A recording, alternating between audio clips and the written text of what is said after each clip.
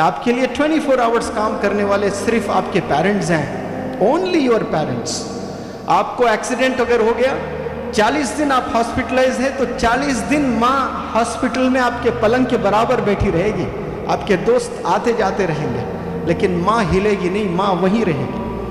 आपके हाथ भी नहीं है तो आपके पेशाब पखाना धुलाएगी माँ। ये माँ होती है। तभी तो अल्लाह ने मोहब्बत बताने के लिए मिसाल माँ की दी है। अल्लाह ने जब मोहब्बत बताना था ना कि मैं कितना चाहता हूँ तुझे, उसने मिसाल तो देना था अल्लाह सुब्हानहू व तआला। तो क्या मिसाल दी उन्होंने? अल्लाह ने मिसाल दी कि एक माँ जितना चाहती है ना, उससे 70 गुना ज़्यादा मैं चाहता हूँ। मैं तो रब को वो जानता हूँ कि वो 70 गुना नहीं, 700 करोड़ गुना, 7,000 करोड़ गुना, 7 लाख करोड़ गुना ज़्यादा हमें चाहता है।